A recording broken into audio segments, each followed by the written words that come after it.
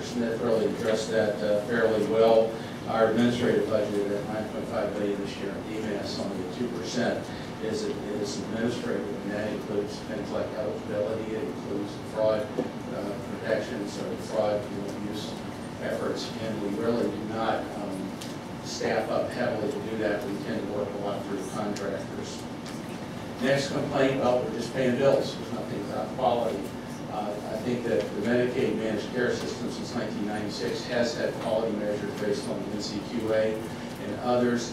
I can tell you that we have just signed a new contract with all of our plans in Virginia, and one of the features of this is a quality incentive program that will be withhold monthly from payments that will be redistributed to plans based on performance indicators that are commonly accepted. We aren't creating anything new that isn't out there in the commercial world, but we feel that this will help us improve quality and health over the next 3 years. I think it's already mentioned that we have required, actually I mentioned this morning, we are asking each plan to do 2 innovation projects where we pay differently, such as around medical home and medical neighborhoods and bundle payments, a variety of different things to test in Virginia alternative payment and delivery methodologies. The next one, Medicaid providers are going to be reimbursed. I think there's something to this one.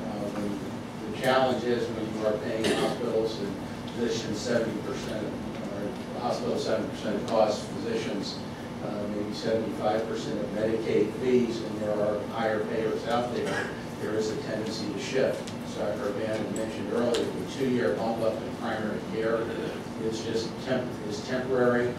I think the challenge for us going forward is to look at the basic fee-for-service payment system, which clearly has purchased us a lot of volume over the years. You've heard me talk about the 18% GDP spent on healthcare versus 11.5% in Switzerland.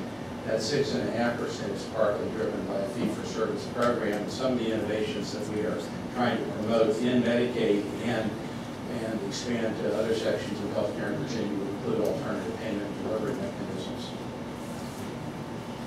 And then the final one, I don't know whose Cadillac that is, but Medicaid is a top-tier health plan. Some folks feel that it's just too rich for the taxpayers to be affording. Now, there are some areas where Medicaid does pay for things that traditional insurance doesn't cover, things like early periodic screening and detection for children. We will find that in the federally insured marketplace, there's something called debilitating treatment now, where that is being required in similar programs. I don't know that. I still can't explain what debilitating means, but it is a new type of coverage that will be in all of the plans. Clearly, long-term care, some people can buy, but it's not in your standard medical insurance. Community mental health is something that you don't pick up in your medical insurance. So there are things that Medicaid has that perhaps other plans don't. On the other hand, when we went through with the Virginia Health Reform Initiative, looking at the essential health benefit for the marketplace to make a recommendation, we're very similar in what is covered generally in health care, what Medicaid covers and what is covered in the commercial plans, which are really, for Virginia, largely commercial plans by plans. They're very much the same. What we don't have in some cases are some service limits, say around transportation, things like that. So those are areas that we are looking at as opportunities.